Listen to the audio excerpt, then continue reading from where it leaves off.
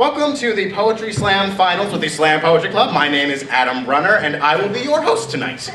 Now, what is a Poetry Slam? A Poetry Slam is a competition invented in the 1980s by a Chicago construction worker named Mark Smith, in which performed poetry is judged by five members of the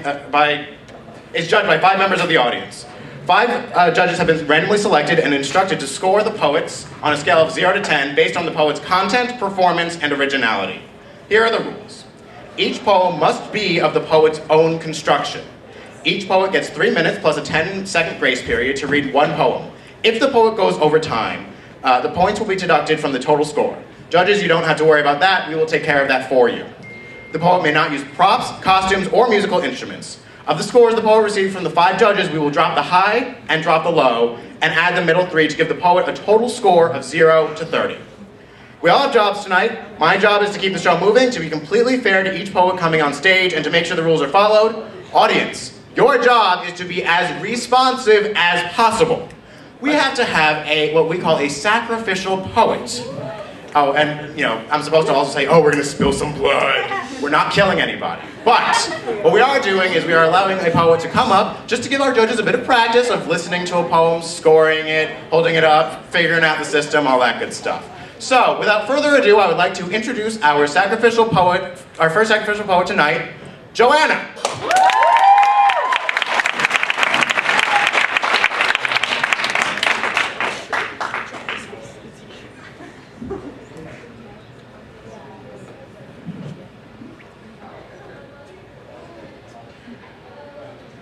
I am good at only self-deprecation and being far away from you. Now I've taken on the task of carrying the thought of you as far as I go. You have occupied dooryards and stairwells you've never even seen because the world I create and inhabit blooms with thoughts of you.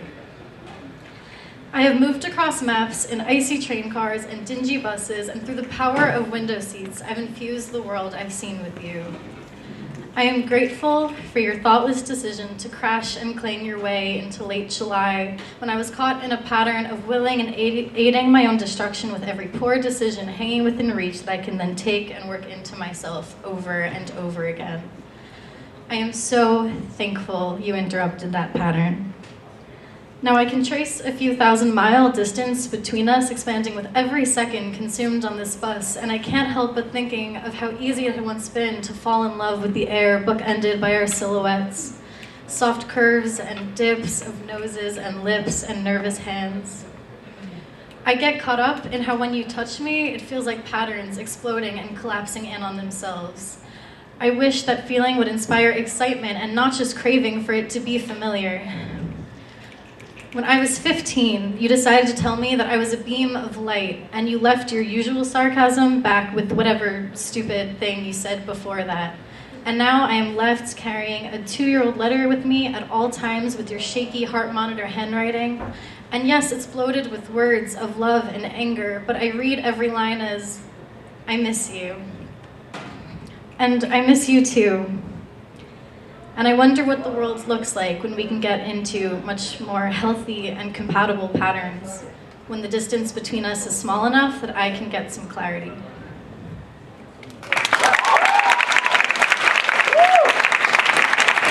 Okay, from low to high, we have a 7.7. We have an 8.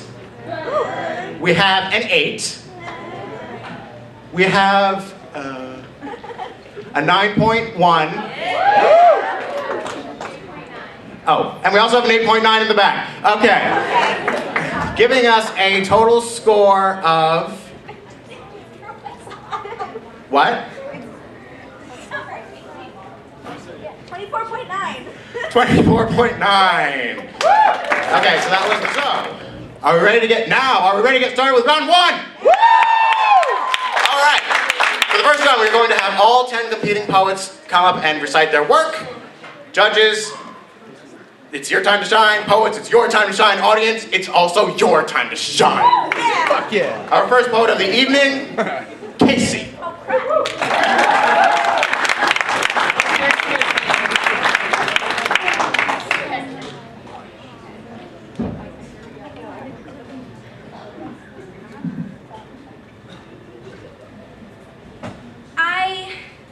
don't write love poems. That is to say, I've never written a love poem. I've never felt the need to express my love for another person well up inside me until it overwhelms me and I'm forced to slit my metaphorical wrists so that ink and tears flow onto the page and congeal into stanzas. I've never been so full from swallowing I love yous and marry me's and not that other thing, get your dirty minds out of the gutter, that I found myself awake at midnight vomiting poetry into my notebook. I've never thought so constantly about someone that the song lyrics and chick flick lines they remind me of pile up in my head until suddenly something gives and my brain matter explodes onto the wall in a Jackson Pollock of onomatopoeia, alliteration, and assonance. So, have I never been in love? Tell me how to identify something I've never experienced. Tell me how to experience something I'm not even sure I believe in. Tell me how the chemicals released into my brain when I eat Hershey's Kisses can make me feel the way I feel about you when you're allergic to chocolate. Why do I smile when you're near me? How do you make me feel warm when you text me? I don't understand why I laugh when I see a guy in a bow tie. Because you wore a bow tie when I took you to prom and your vest looked too big on you for half the night because you didn't realize there was a way to adjust it in the back. By all logic, your bad joke shouldn't be this funny. It's unnatural how cute you are when you're crying. It doesn't make sense why your bony shoulder blades are so cuddly. I'm 18.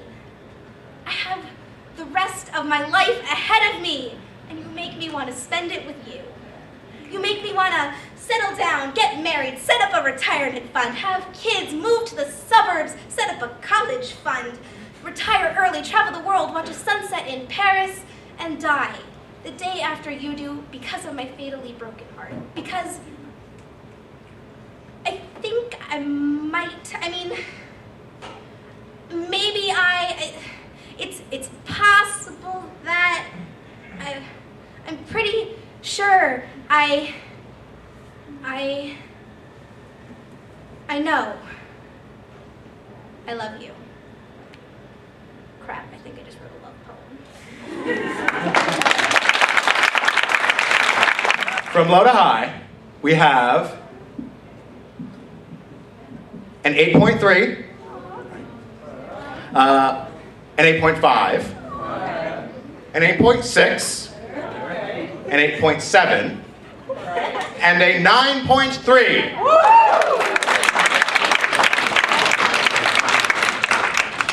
And I will ask some of the judges that are a bit further back just to maybe make their scores in bold or something. This is my fault, glasses, lights, it's all okay. Giving us a grand total of 25.8. 25.8, let's hear it for Casey! And now, for the second poet of the evening, Miriam.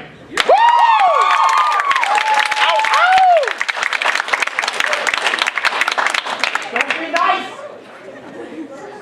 Yeah, grrr.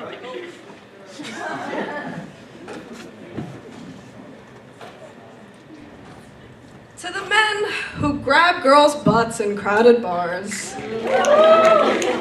I do believe with every fiber of my angry feminist being that there is a special place in hell where you will all someday reside.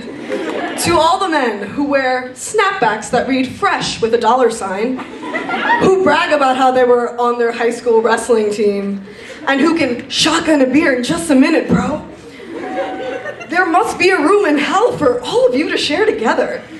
To the men who say things like, I saw you checking me out from across the bar, and ask, why not, when you politely decline an opportunity to grind up on them, and accuse you of probably just being a lesbian.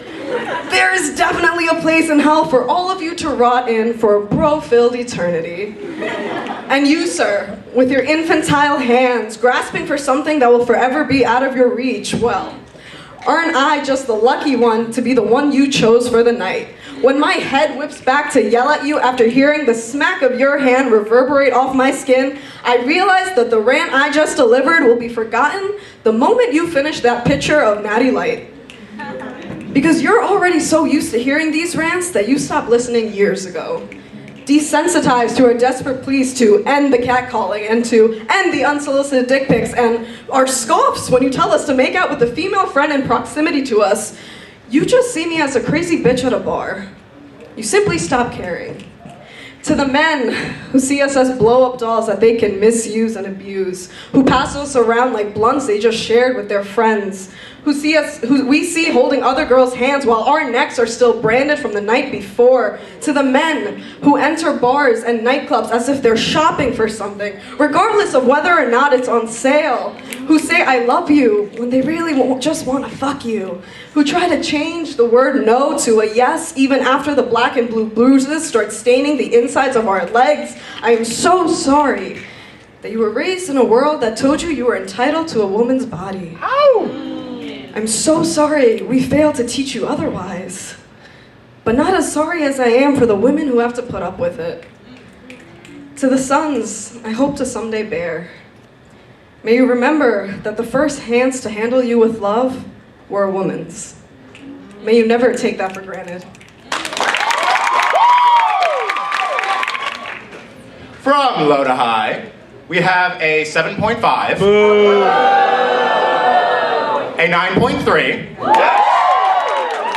a 9.4, a 9.4, and another 9.4.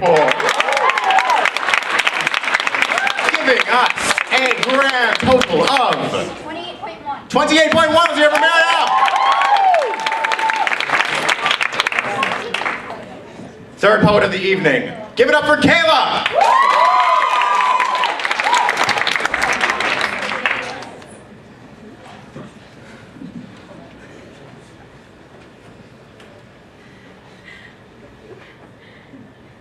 Instead of the word accident, my parents sugar-coated me an unplanned miracle. I thought about telling them that miracles don't get a chance to believe in the wonder of themselves.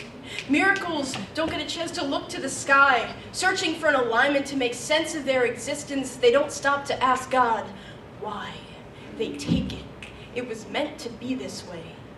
Accidents don't have that luxury. We pour questions on our knockoff Lucky Charms, on our hand-me-down high chairs, and eat them for breakfast. Accidents don't know the difference between real and fake Lucky Charms, but they wish hard anyway, hoping that soggy cereal will satisfy what secondhand pacifiers fail to, while wondering if there could be any more suck in the taste of this self-hating mouth, while wondering if there's anything beyond the pink pattern plague of everything. Is it possible to be a born-again accident before claiming your birth identity? How? Why did I get here?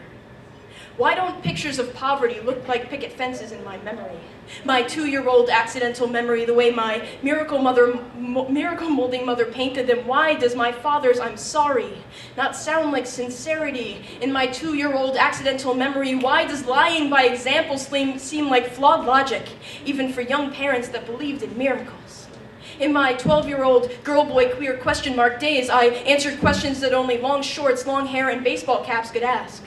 I learned that all boys say I'm sorry after an accident. That all girls say I love you even after an accident. That accidents leads to afterthoughts, and that girls are for boys, and long shorts are for boys, and baseball caps are for boys, so I kept my long hair. Because this girl-boy queer question mark, I must have been an accident. Like the mark made after I love you stumbles over I'm sorry, while I'm sorry is screaming I'm sorry in the fetal position on the cold linoleum. It all makes sense now. Why love looks so infantile. Why I always look before I step. Why looking in the mirror seems like a reflection of someone else's past mistakes. Why the stork had a long nose. Why this girl, boy, queer question mark, I look for other question marks, but why sometimes do I find it so hard to apologize?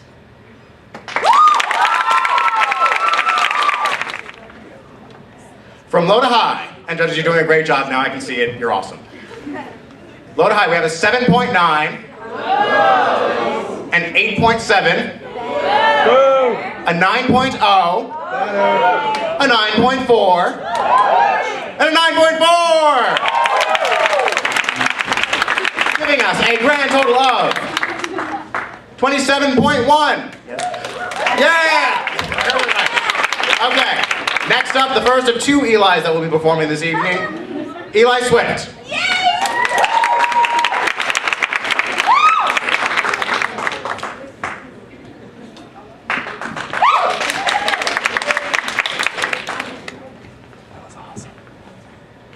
He is a rock. He is a boulder upon which others lean to prevent themselves from buckling under the weight of their own lives. He must be strong in the face of every danger, or risk the fall of those who lean on him as they add their weights to his. It all started with his mother, the one who was always home to raise him, the one who picked him up off the ground and put band-aids on his cuts, the one who waited until she thought she was alone before crying into the kitchen table, the one who somehow stained the granite countertop with her tears, the one who cried into his shoulder to mend the heart his brother broke, the one who cried into his shoulder to mend the heart his father could not fix, the one who cried into his shoulder to mend the 40-plus-year-old heart that finally started to realize what it wanted and saw how it would tear the family apart. The one who somehow stained his shoulder with her tears. The one who thought she finally moved on to a happy life, the one who told him that he was the only one in the house who wasn't mad at her, the one who sent him back to college with that weight in his backpack. Next came the girl. The one who knew he was too shy to express his feelings, the one who made the first move, and the second, and the third, the one who almost walked away because he couldn't keep up. The one whose tears could only stain the keyboard of the laptop that kept them connected, the one who called him her metaphorical rock. The one who tried to buy him a physical one in a gesture of poetry and romance before realizing it was a bead. The one who cried her heart out into his chest so much she found its stains on him and called it love. The one who never quite felt like he loved her enough. The one who made him try to prove it. The one who may now be crying 1,000 tears and not a single one will ever reach him. The one who left him with a bead that he can't get rid of because the cracks in it look so familiar. Lastly, there was the unstoppable force that met his immovable object. The one who didn't ask him for help, the one who he swore he'd never lie to, the one he broke his promises to, but the one who stood by him anyway. The one who stood next to him instead of leaning on him. The one whose cold rationality hardened her beyond the strength of any rock. The one who helped him see that the bead wasn't the only thing that was breaking. The one who showed him that it was okay to be weak. The one who explained to him that even the toughest diamonds can shatter with enough pressure. She was his rock, even though she was just as broken as he was.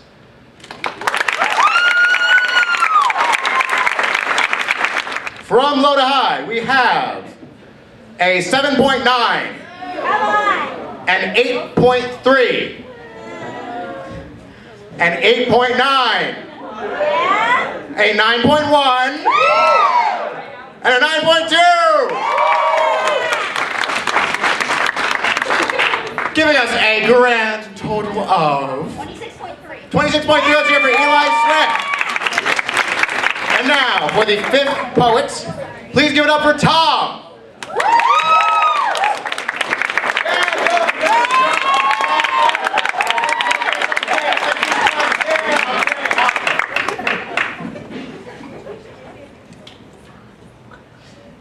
Hung by the noose of your own spinal cord, I know it's graphic, but long distance will do that. Suck the human out of human contact. It is so easy to laminate all the little gestures, poster board pictures, and gentle touches. So easy to pretend that they were what actually mattered, but I can't touch the lines of your smile, can't feel if you're lying to me, and there is nothing so manic and depressive as a lack of the text back. An empty space, a void. My brain fills with all the reasons I don't trust her anymore. The salient look in her eyes, still muted by two glossy computer screens. It is so easy to forget. We are only African apes with chemicals in our brains, so easy to forget. Warm hands, the most friendly of fishing hooks. There is no immediacy here, no frantic grappling, cathartic fights, like when we were teenagers falling in love. I don't remember what that feels like, I only remember how happy it made me. My walls are still stained cherry red with your lipstick. I haven't had the heart to wash it off. And that's what it takes, right? Heart. How many perfect summers have dissolved in front of me, streaming through my fingers, leaving an atrocity of electronic evidence. Love needs sustenance. Blushes and squeezes and bites and bruises, so cozy and immaculate, so easy to forget. We are not star-crossed lovers, just have been in love for yearsers, and that's non-consecutively. I am battered and broken down in all the wrong ways as you tell me, crying, that you're fading from view. But truly, we had long since lost sight of each other in the ether, in the mossy fog of life. It had nothing to do with a bad Skype connection. I just wanted to touch your face again. There is nothing left to say.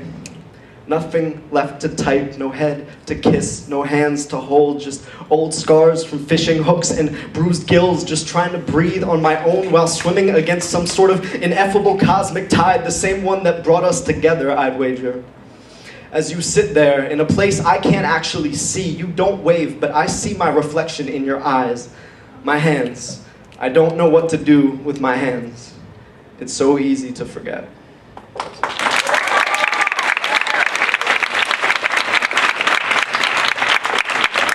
Well, ran right at the top on the way on my stage. That's great. All right, while the judges are doing this, we're at the halfway point of the first round, so I figured this would be a good time as any to tell you why this slam is so important and special and wonderful, besides the fact that it's a slam. The top 5 scoring poets tonight will be part of the official Binghamton Slam Poetry team, which will be representing Binghamton at various events and hopefully the National Competition Cup C next semester. And don't worry, the poets already knew this, so it's not like this is like, oh hey, poets by BT Dubs. Okay. Judges, raise those whiteboards. From low to high, we have an 8.5, an 8.7, an 8.9, a 9.1, and a 9.4! Giving us a grand total of 26.7, let's hear it for Tom! And now on to the second half of the first round, let's hear it for Anna!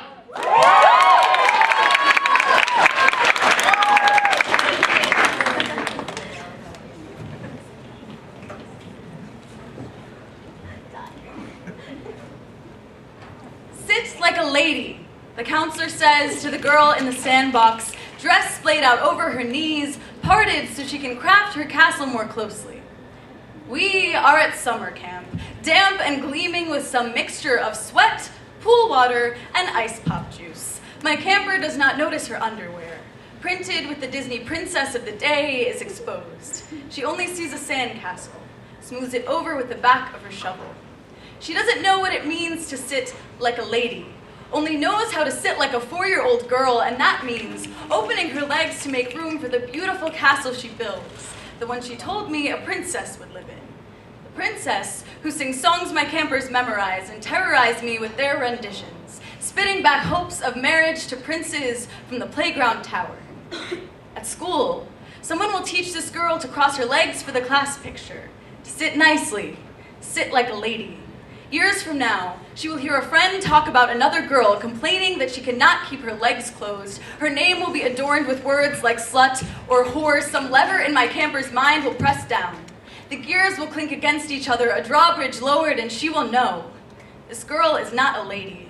This girl is not a Disney princess, blonde and white and gown-wearing, waiting for an innocent kiss to set her free. The Asian American girl in my group of campers will not see more than one of these princesses who resembles her. Will play with Barbies and baby dolls that look like her white classmates, and she may not notice this at first. When she tells me she's Elsa, I nod and smile like I do every time, and I hope as she grows older she will not equate Elsa and Aurora and Cinderella with beauty. A lady would not sit in the sandbox, much less dirty her hands to cement the walls of a castle. I want to say, sit however is comfortable. Wear a dress with sandy sneakers and dirty knee socks. Build that sandcastle with your tiny fists filled with more power than anyone gives you credit for, and do not let your brain rewire so that lady means anything to you. When I realize that most days, the first thing I tell these girls when they walk into camp is, what a pretty dress. I know I am part of the problem. I know I must make a conscious effort to admire their outside the lines drawings out loud and applaud their doggy paddles in the pool. I want to crouch in the sandbox with my 17 4-year-old campers and awake the sleeping child in my chest if it means they will not lose their love of dirt, of play, of curiosity. I want to tell these girls, They are not the outfits their mother dressed them in this morning, or the braids I weaved in their hair. They are shrieking laughter and incessant questions and scraped knees, and they should avoid at all costs becoming ladies. From low to high, we have an 8.5, a 9.0, a 9.3, a 9.5, and a 9.6. Giving us a grand total of 27.8. And now, next up, Lindsay.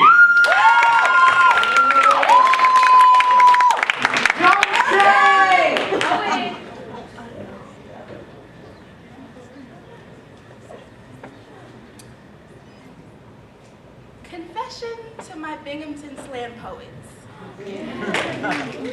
I don't know what any of you are talking about. You use writers' last names like nicknames of old friends we grew up with, and sometimes I feel like the weird kid. The one on the block that sat from the window and watched while you all played outside with books and pages and pens and paid attention in Writing 111, comparative literature, philosophy, and any other class in which I've learned bigger words solely for the purpose of passing. I've passed under the radar with all these inside jokes while my ass sat outside. Who is Hemingway? Who is Heigl? Who's that one that starts with an M? The one whose book I haven't read, but if I haven't by now, I really should. I know them as acquaintances only, and you all seem to be family, so our dinner table conversations keep getting awkward. Maybe I'm a fraud. Maybe I'm a fraud that God took pity on and sprinkled some talent in my direction so I'd stop whining. Maybe I'm a freestyler sitting in a classically trained classroom afraid one day the written exam will give me away and I'll laugh just a little too late and you'll realize to me you're speaking Spanish. But fuck it.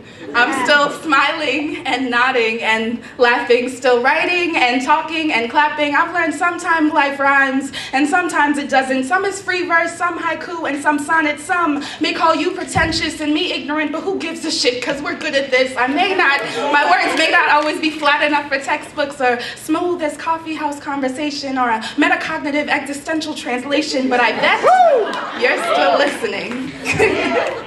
Because I'll always be naive enough to be honest.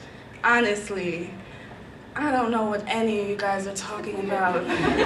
But we've been pen pals for quite some time now. And I won't stop the letters if you don't. From low to high, we have a 9.0, a 9.0, a 9.3. A 9.3, and a 9.4, giving us a grand total of 27.6. Let's hear it for Lindsay! And now for the 8th poet of the first round. Let's hear it for Dan.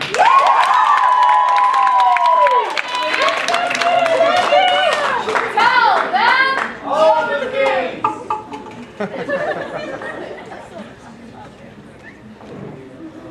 I had fun once, and it was awful. I got drunk once, and it was awfully familiar. It felt a lot like that other time that I got drunk and stumbled around a room of once familiar sentences, tripping over adjectives and realizing that now they're a lot closer together than they used to be. People asked me how I'd been, and I said, fine, great, busy, great, happy, busy, busy, and then whatever got that polite answer so that I could be in the other direction, preferably towards the bar, because I went out once instead of watching Shawshank Redemption on TV for the 20th time, and I was disappointed. I don't know what I expected to find, some sense of purpose in a sweaty frat party. I didn't know, this is where I belong. I've never tried it once. I mean,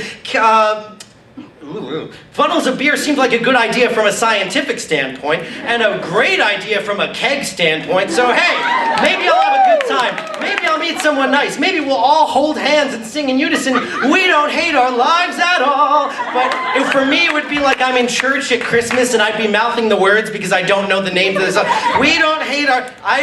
I'm so sorry. It's just been such a long time, you know? I don't know this one. I threw up once, and that really sucked. Someone rightly told me that when you're really drunk, you don't really taste the alcohol, but that doesn't really apply when it's coming back up. I bonded more with that stranger's toilet than I did with anyone else that night. And if I got anything wrong, I could always just and start over. I thought that was nice.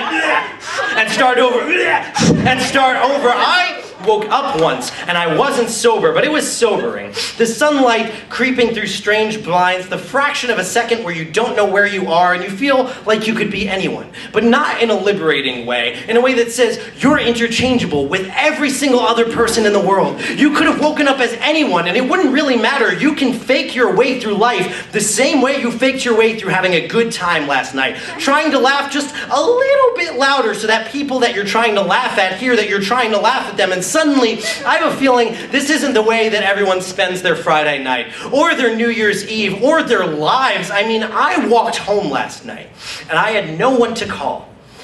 I got in the door right as the ball was dropping, that 3, 2, 1, and I passed out right on schedule, exactly like I wanted to. I made it through another year.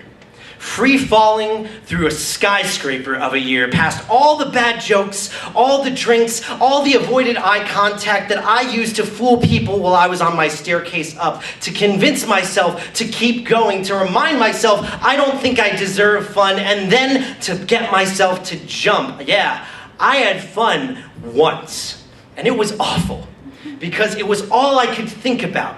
How much things had changed, how far away from it I am now as I fell through another year, still waiting to hit the bottom. From low to high.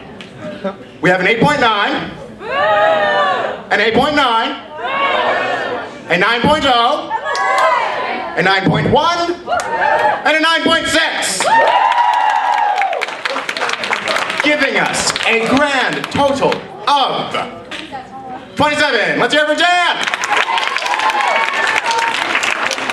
Next up, our second to last poet of the first round. Let's hear it for Eli Schwartz.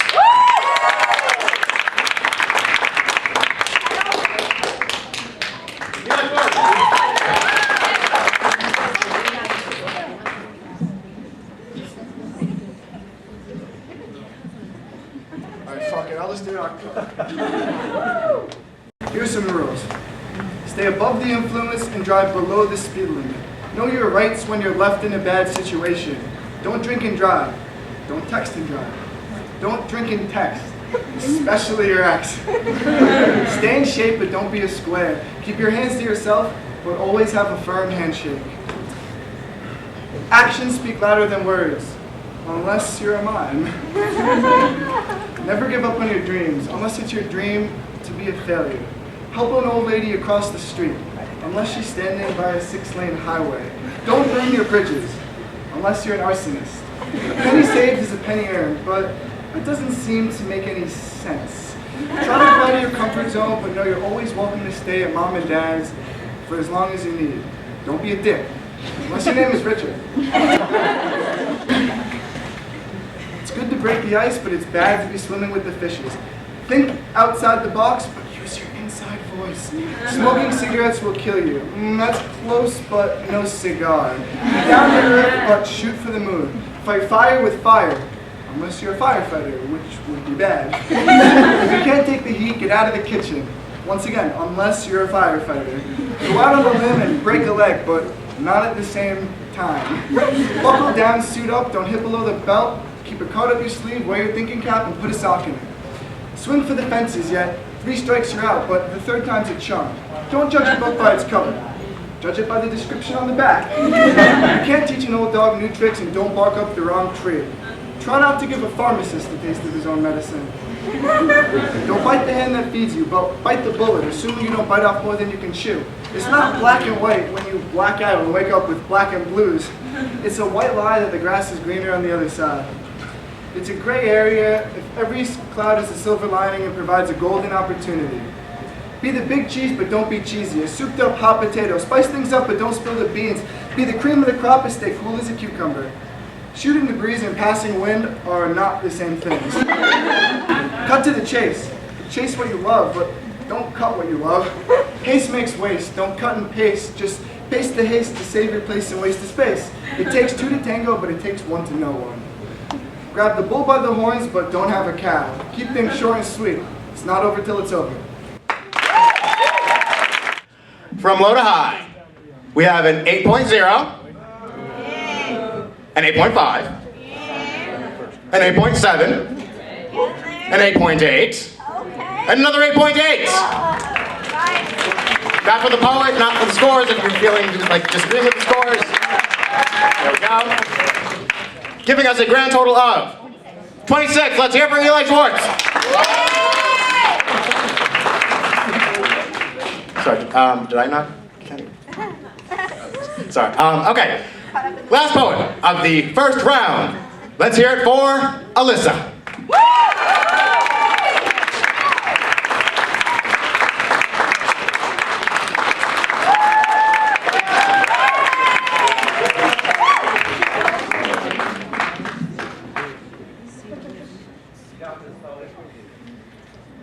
The voicemail I never left. Beep! Hi, it's Alyssa. Oh, you know that, right? I mean, like, your phone can tell you that, right? You know, that's really cool. Like, I see what you're doing, this comp-sci stuff, because, like, technology is, like, really cool. But okay, hi, whatever, it's me. I just wanted to tell you, it was really lovely seeing you last night. It's been so long since I had seen your face. I'd missed it. The views are pretty up here, don't you agree? I hope you enjoyed the scenery, you know, the mountains, the trees. But the way the country sunlight shines through the woods is nothing compared to how your laugh lights up your face, especially your eyes. I noticed your eyes a lot. They were the same color as the sky at some point. I noticed your smile too, how it brightened my whole dim, dark dorm room. It's usually pretty dark in there. It's awfully cold up here, especially without you. I have your sweatshirt. You're not getting that back, by the way. I hope you weren't expecting it because it's mine now. I need something of yours to hold in my arms, even if it can't be you directly. But yeah, I have your sweatshirt, but nothing can quite warm me up like the electricity of your skin on mine. I live for the static that pulses through me when our noses press together and our foreheads touch, and aw, we're so cute. It really is those little things I miss. Your high-pitched excitement, your unprompted jokes. Oh, I heard a good joke the other day. It reminded me of you, something about a priest and a rabbi, and I don't know, remind me to tell it to you. Anyway, I miss the intimacy, sure, but I miss the way you whisper, oh my God, in my ear. I miss that hidden pride I feel when I think, in that moment, I made the atheist see a higher power. Well, I don't want to keep you long. I hope everything's going well in California. The weather's nice, you know, out there where you are, or at least it's constant. It's important to have consistency in your life. Even though you're not here with me most of the time, you are my consistency. If you're free again, you know you can stop by anytime. I loved having you in my dream. You're always welcome. You know your beep voice mailbox full.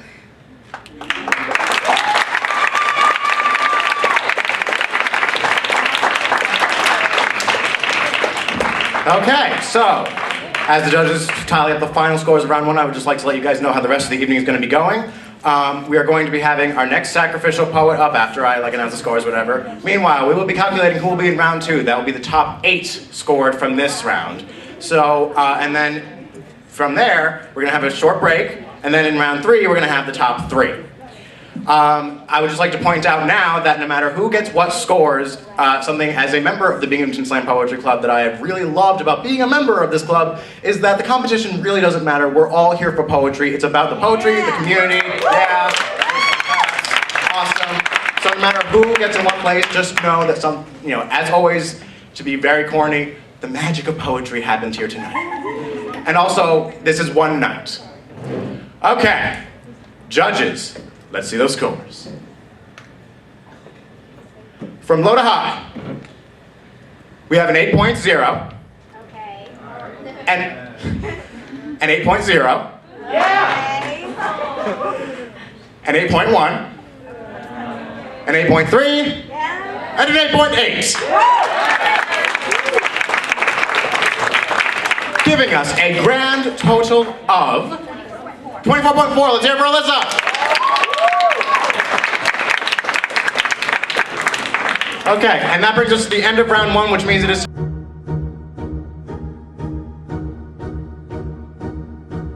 are we all doing tonight? Sorry, what? How are we all doing tonight? That's what I thought. And now, for the first poet of round two, let's hear it for Miriam.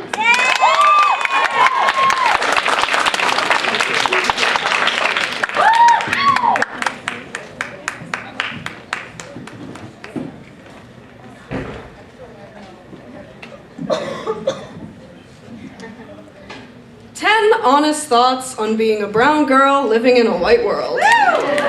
1. You ask me where I'm from. I say, New York. No, where were you born? Oh, Brooklyn. No, before that, my mother's uterus. 2. When you tell me I act really white, I wonder if you expected me to walk in the room belly dancing in a sari. 3. Dear CoverGirl, you claim to have makeup for all. I walk into a drugstore and see 16 shades ranging from snowflake to classic pearl. I see 2 shades called caramel and hot cocoa, both that have an orange tint that can only be worn by white girls who just got back from the Cancun. 4. I do not take it as a compliment when you call me exotic. Contrary to what you may believe, I did not just walk out some rainforest to fulfill your fetish. Your color wheel of interracial women that you let hit it can go fuck itself. 5. You judge me for having primarily white friends, as if the people who love you and support you and care for you need to fulfill some sort of racial requirement. 6. When you judge my friend who covers her hair and wears dresses that fall to her feet for changing subway cars because the one she's in is filled with white kids, is it any different than when you change subway cars because the one you're in is filled with black and brown and Latino adolescents? 7. When you say that the food my mother took time to make me smells nasty, I should not have to explain to you why that's offensive. When you hear my father speak and you mimic his accent, I should not have to explain to you why that's offensive. When you turn to me and ask me when my arranged marriage is, I should not have to explain to you why that's offensive. No, I am not overreacting. No, I am not overly sensitive. Yes, you are being offensive. 8. Dear TSA, do not justify your searches by saying they are random. Random means picking every 4th person in line, not picking out a family of 4 because one of them covers their hair. 9. To the boy who sat behind me in the 6th grade, touching the ends of my hair, whispering nappy and laughing to his friends. To the girl who stopped me in my tracks at age 14 to say, excuse me, would you and your people mind showering for once? To the 20-year-old guy who told my friends he wouldn't fuck me because ethnic girls taste funny, claiming it's not racist, just basic biology. I wish you knew how it felt. I wish you knew what it's like to lay in your bed, praying to wake up as someone else. Wish you knew the feeling of scrubbing yourself until you bleed, hoping the color runs off of your not-so-porcelain skin. 10. Loving the skin that you're in is not some makeup tagline just meant for insecure white girls. Because whether you wear color or just plain ivory, the color of your skin is not a design for destruction. But I'll step aside at the airport every time a 6'5" security guard looks at my 110-pound body as a potential threat. I'll tell you no, I don't know when my arranged marriage is, but when I do, you can be damn sure that all the nasty-smelling brown food will be served. And I'll stand with my head full of nappy hair, held up high, smelling like sunshines and daisies because I wear my nationality on my body like a secret I'm not ashamed to share. 10 honest thoughts on being a brown girl living in a white world. 10 honest thoughts on just trying to just be seen as a person.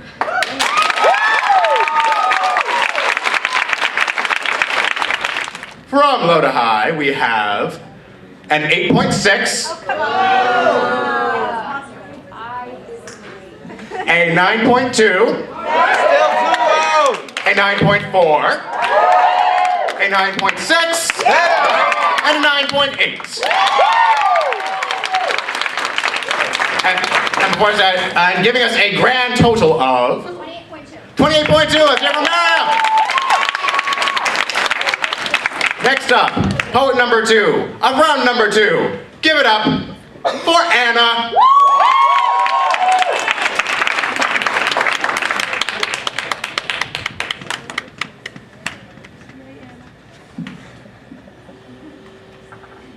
To the extrovert, I don't hate people.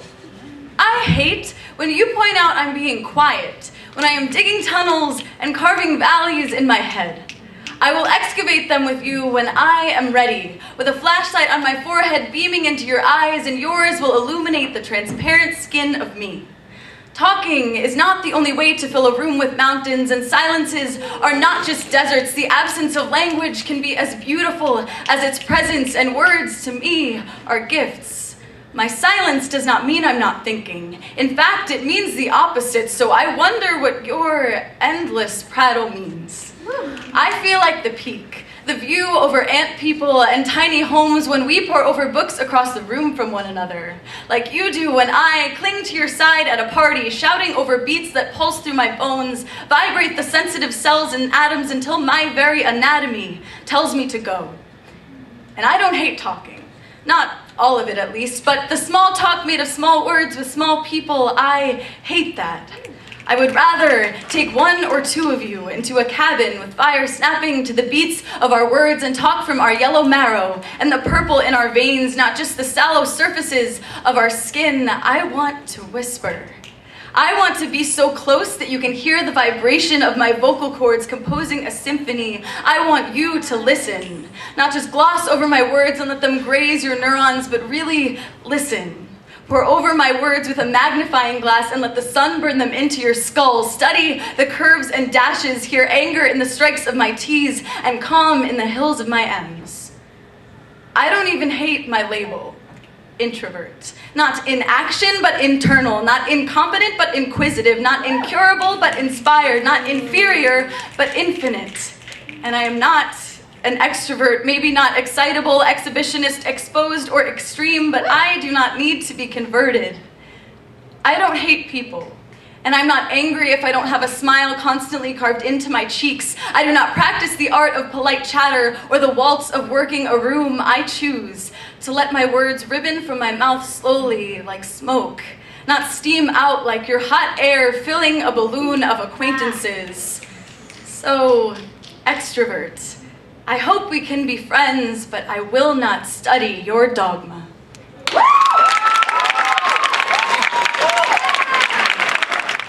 From low to high, we have an 8.8, an 8.9,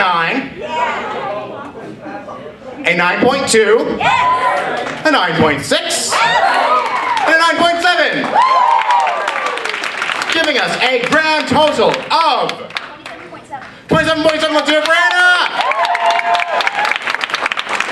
Okay, next up, let's hear it for Lindsay!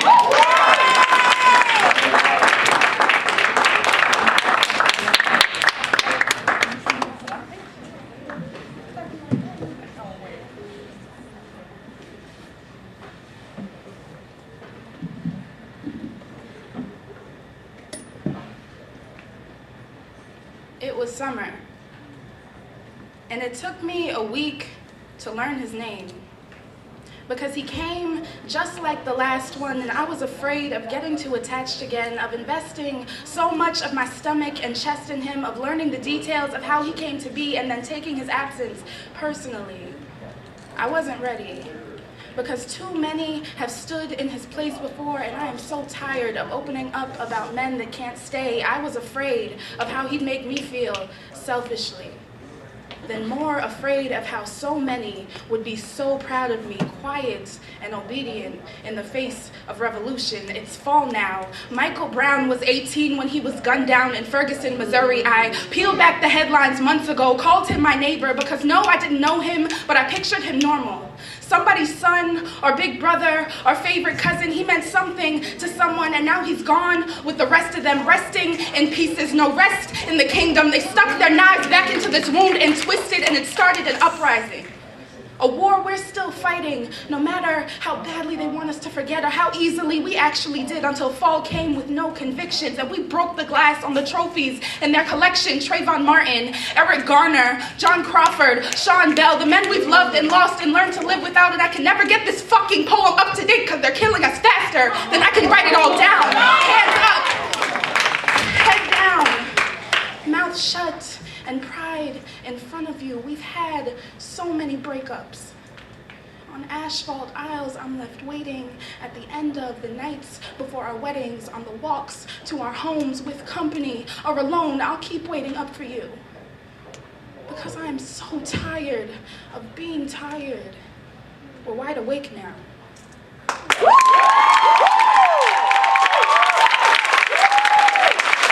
From low to high, we have a 9.0, a 9.3, a 9.3, a 9.6, and a 9.8.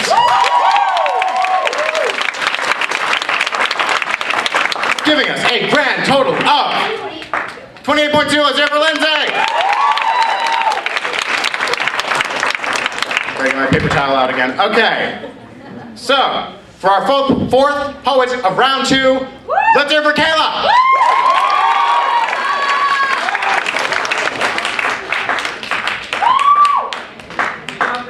Remember why you wrote it.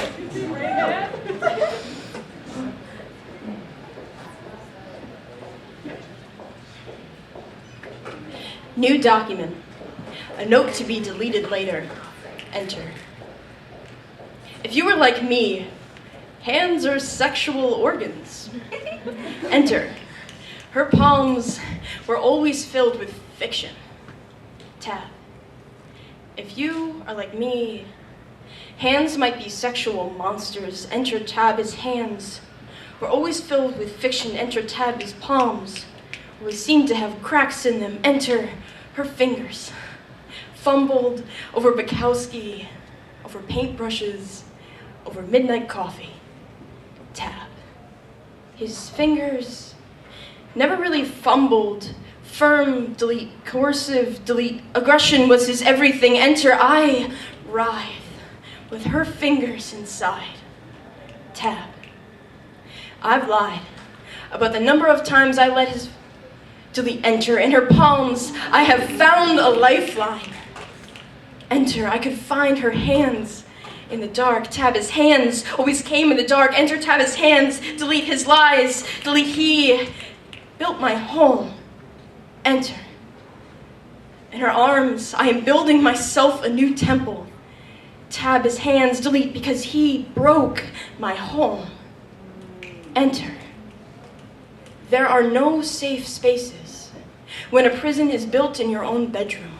Monsters don't just live in the sewers along the sidewalks. They crack up through the foundation when they should have been the mortar. My monster lived in my closet.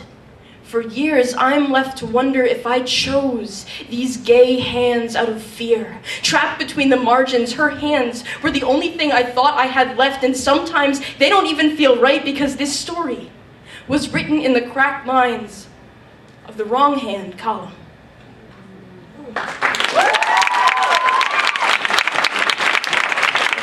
From low to high, we have a 9.0,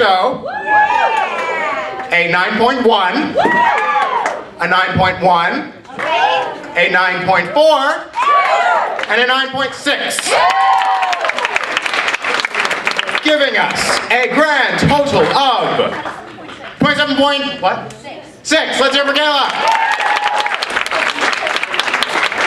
We're now in the second half of round 2. Next up, let's hear it for Dan.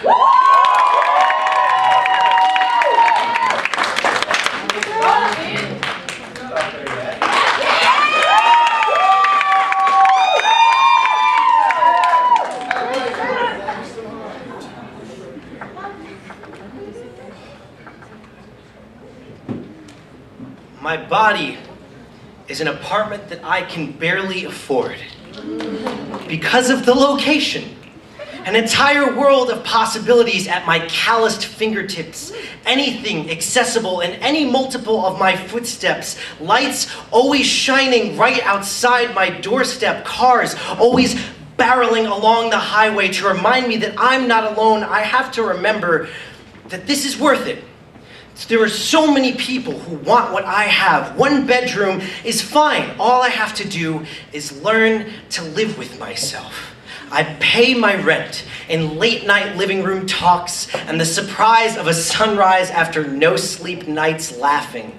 Comfortable silences, laced fingertips. This keeps my heat on, makes this place feel like home, but the price of existence grows higher every single year. With every lost friend, every tear shed, every fight in which I cannot make amends, I earn less and less, and my rent is late. I feel my walls start to dissolve, the neon lights advertising how cruel this world can be, shining in too bright for me to see anything, cars too loud for me to hear anything. All I hear are car crashes. The heat of company is turning off. I'm colder than I have ever been until a letter comes in for me. Someone paid my rent, kept my walls up. I have a roommate now, someone who started as a silhouette stranger on the other side of the bedroom of my brain, a stranger whose quiet company I have craved. I am living with depression. There is no other way to put it.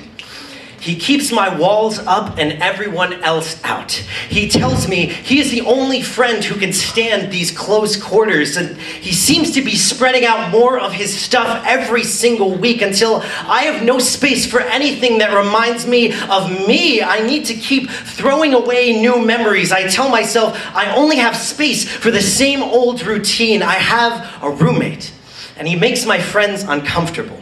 They don't know how to talk to him when he's around. When he's around, I don't say much of anything. They don't want to come over much anymore, just like he said they wouldn't. So I spend time over other people's apartments, but they always have to kick me out. And he's always waiting when I get back, waiting to catch me in a conversation when all I wanted was a change of clothes, waiting to remind me that reality is that I'm always alone. He wants me to move out. I can tell. I can tell by the thin pink blueprints that he carves into my skin, ideas for new bloodlines. I know he wants me to move out, his plans to make my loved ones forget my name and only remember his. I haven't packed my bags just yet. I am living with depression. For me, this is home. From low to high, we have a 9.0, a 9.0, a 9.3, a 9.8, and our evening's first 10! For a grand total of 28.1! And now, from the paper towel of destiny, let's hear it for Tom!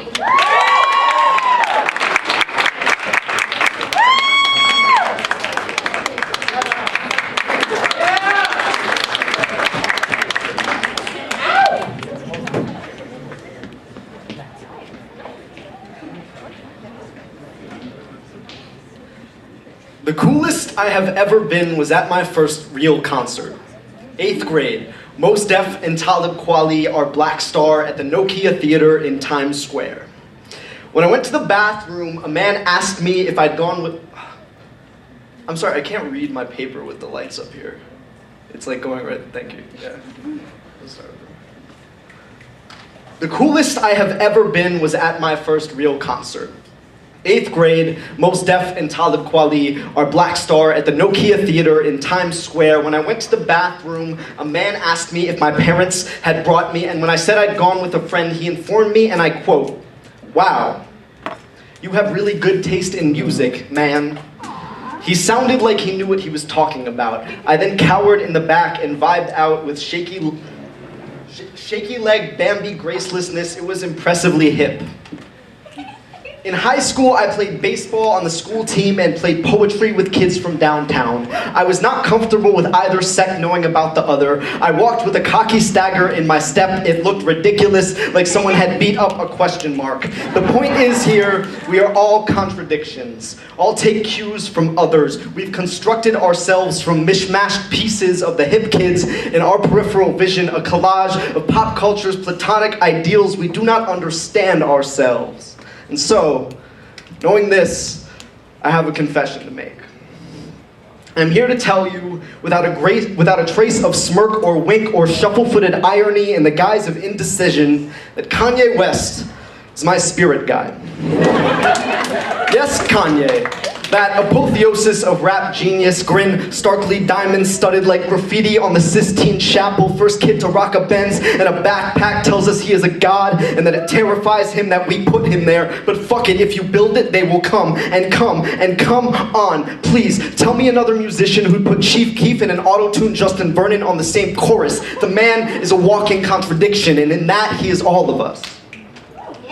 Louis Vuitton Don, backpacker nerd, he's so self-conscious and fucking proud of it. You think gods don't get insecure? Show me a heaven and I'll show you a pantheon of trembling deities, writing pitch up hymnals so you'll want to sing their praises. Each verse a crumbling cathedral, so own it. Stop fixating on things you shouldn't have said but did. The drunken outbursts or confessions, the car crashes and breakups, fucking own it. Fall in love with Kim Kardashian, marry Kim Kardashian. Name your album Yeezus and actually mean it. Speak with conviction. Don't care what anyone else thinks, but at the same time, really care what everyone else thinks. Be a paradox in a pair of Doc Martens and a flannel with a diamond chain.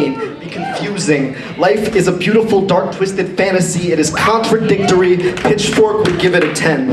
It writes songs about its demons and suicidality and eating pussy and shuffles its feet and overcompensates. Life is us. We are most defined by what we are not, so don't make sense. Be like Kanye.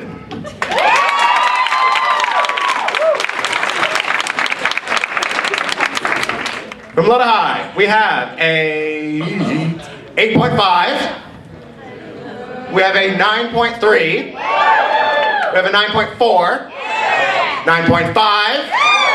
And a 9.7. We have, and the total is 27.7. Let's hear it for Tom. All right, sorry about that, folks. Okay, so we are down to the last two poets of round number 2. Let us hear it for Eli Swift. Yay!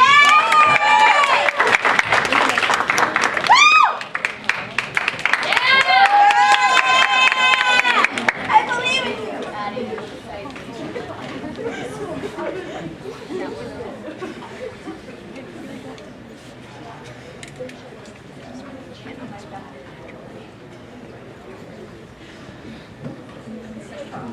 A man sits with his wife at the base of a ski slope, sipping hot cocoa as he gazes into her eyes.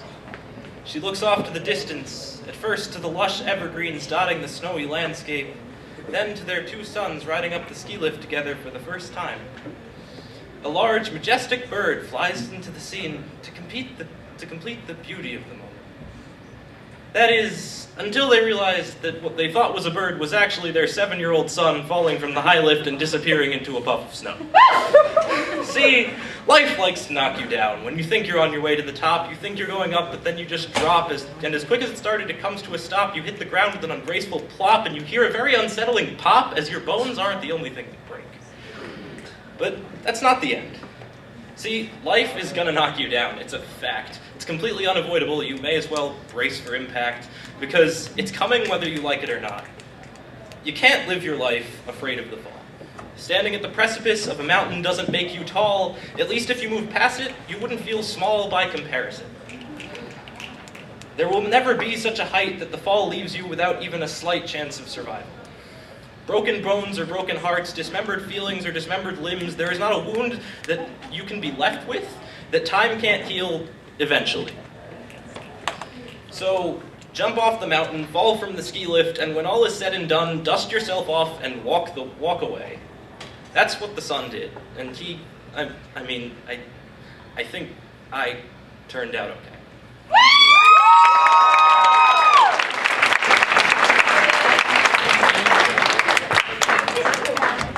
low to high, we have an 8.7, Yeah. an 8.8, Okay. an 8.9, an 8.9, and a 9.1.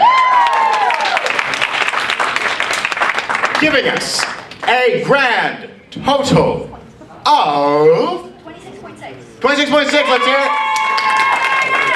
And now, for our final poet of the second round, give it up for Eli Schwartz.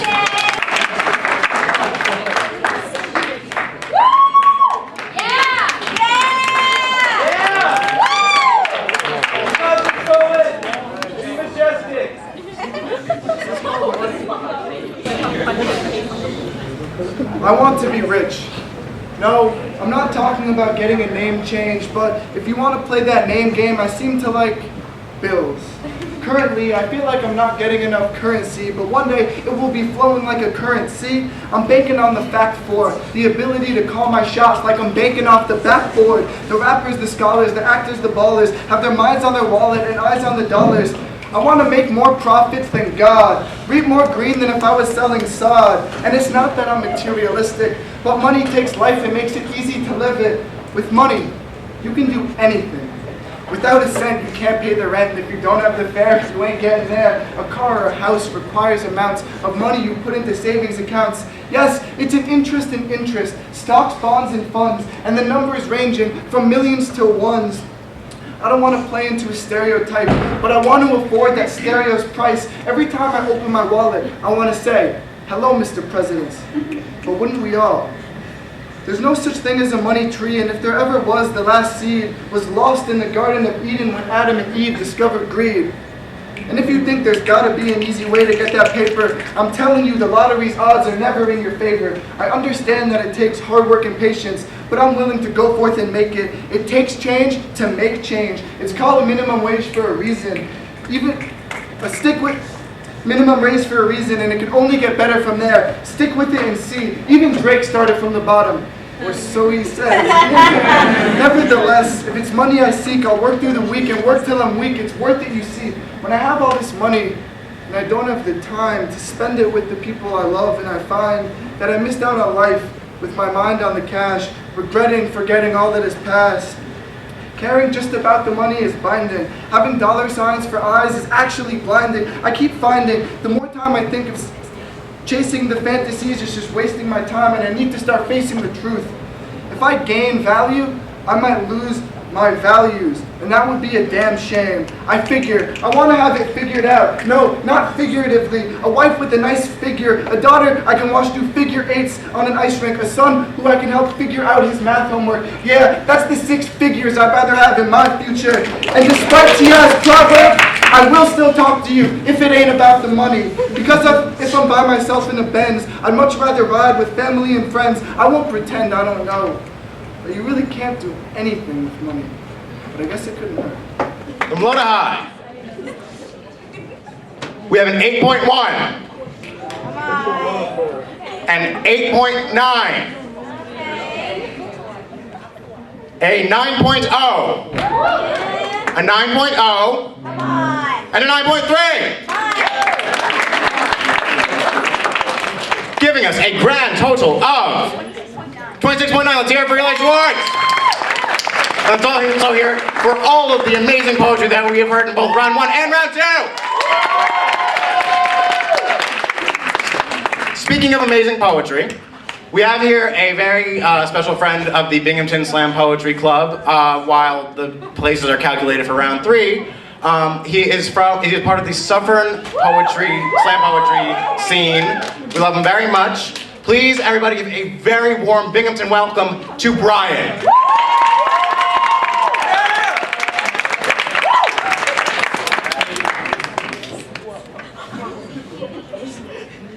Hi everyone.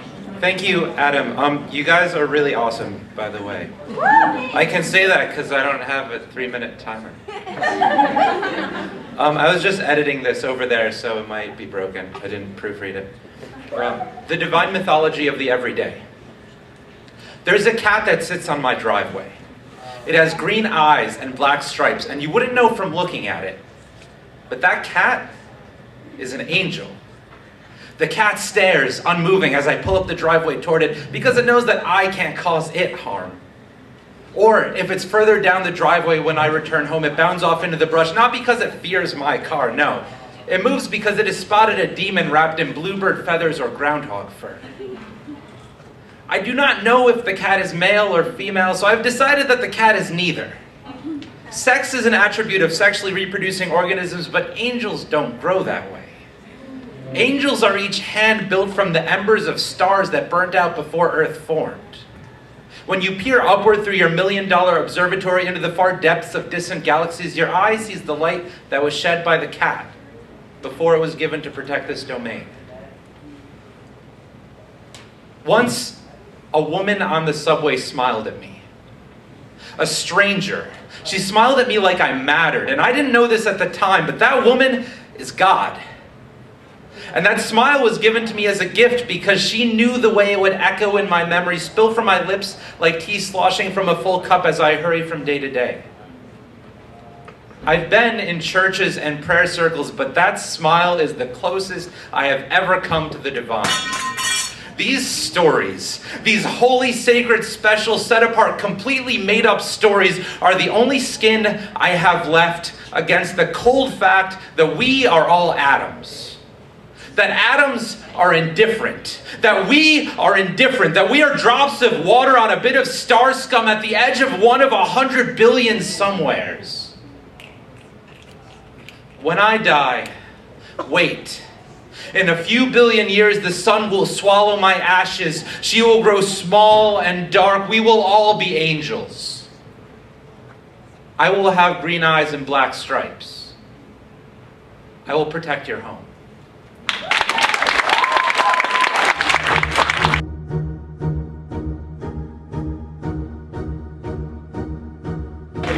And now, next up, give it up for Lindsay!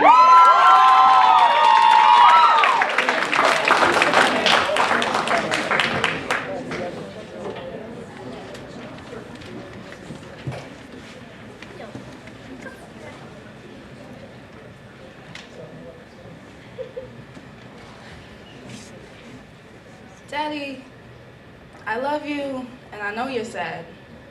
But you can't just watch TV for the rest of your life. That's not living. I'm hoping you're talking to someone about it, and if you need that someone to be me, I'll listen. I promise. Send. I've been my father's favorite person since the day I was born. Molded by the simple fact that my mother was taken, I was left to be his, and we've been each other's backup plans ever since. In a house on an island where the language spoke is silence, and the rug halfway to the ceiling with everything we've swept under it, but some things are just too big to move, I knew. And maybe I should have seen this one coming, and maybe I did it wrong, and maybes are all that can ever mean anything to me, because yeses and nos wouldn't stop yelling, and where do you go when you ruin the first marriage you've ever seen? My mother said they were going to work it out, and I was angry. That she feared being alone more than being unloved, and I had stabbed him in the back for nothing, watched him walk like a wolf and defend me like sheep, watched you fight like lions with closed doors and open fists and tongues that had never seen the light of day, watched him lose sleep on floors, on chairs, under other women, and in his own sheets. I feel guilty for still being a closet daddy's girl, even after he did us wrong, even after never knowing what her name was or never bothering to ask, even when I tried to do right by him while doing the right thing, even when a failed marriage was dumped on my lap like a wrongful conviction. I just wanted him to admit it wasn't my fault. And now I'm guilty for accepting an apology I never got. I should be happy that she wants to leave, but the daughter in me is so sorry for raising my voice, for being honest, for breaking the silence that was there to protect me from a bad husband, but a great dad. Thanks, honey, but this too will pass.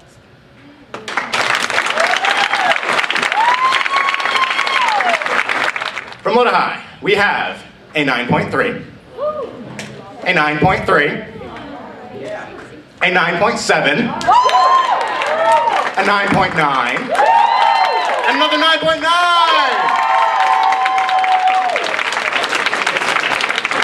And now, for the third and final poet of the final round of this amazing slam, give it up for Dan.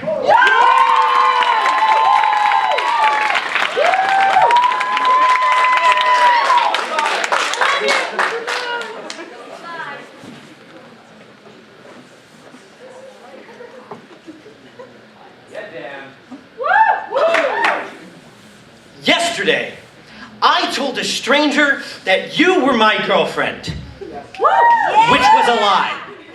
See, when the cashier handed me the cough drops, she told me, feel better, which is when I told her that they were for you in combination with that bit that wasn't true. It was just easier than explaining that we're like really good friends and we kind of like do our own thing and we're doing what my sister called that millennial no label shit. It was just easier to say, you're my girlfriend. How would she know the difference if I acted like I didn't?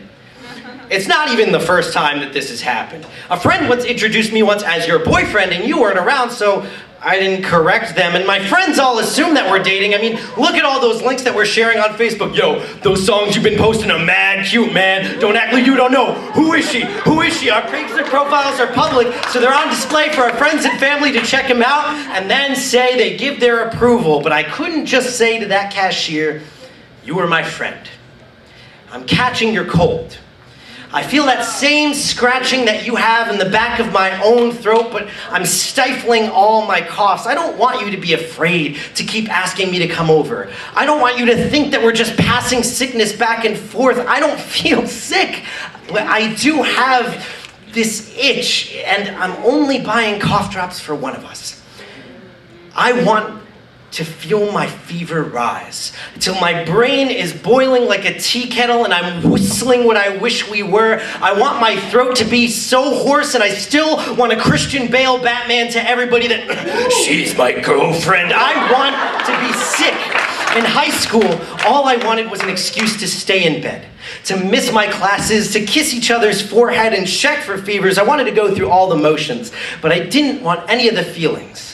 I took every antibiotic right on time, kept myself healthy and my throat clear for shouting, but I had nothing to say. But now, I'm keeping the medicine cabinet at bay, pushing away the prescriptions I'd written to myself labeled fear, anxiety, and self-doubt. We're just friends, if that's what keeps this going. I'll cough into my sleeve and suppress the signs that people can tell we've been, and I really think you, and I really hope you, me. Look, I'm sorry. Do you have any cough drops? I have something to say to you.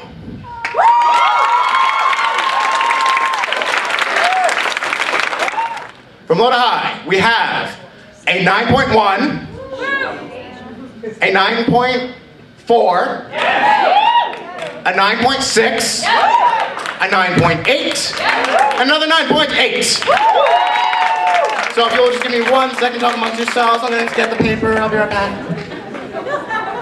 So, 6th place, and our alternate. Let's hear it for Kayla.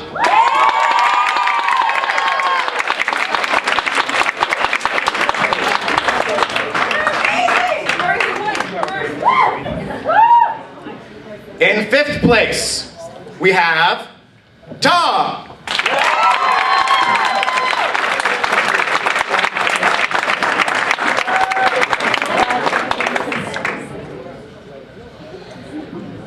In 4th place, let's hear it for Anna.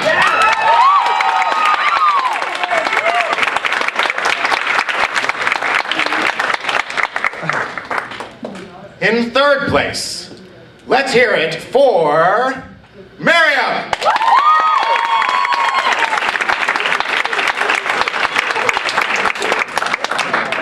In 2nd place, give it up for Dan.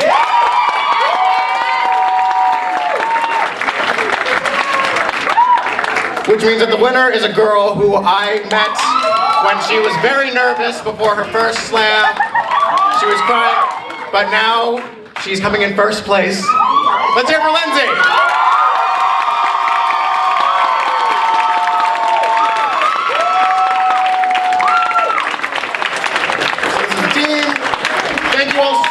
coming out. Judges, okay, let's hear it for the judges. Thank you all so much for making this such an amazing evening. You guys have been an awesome audience. Thank you, and good night.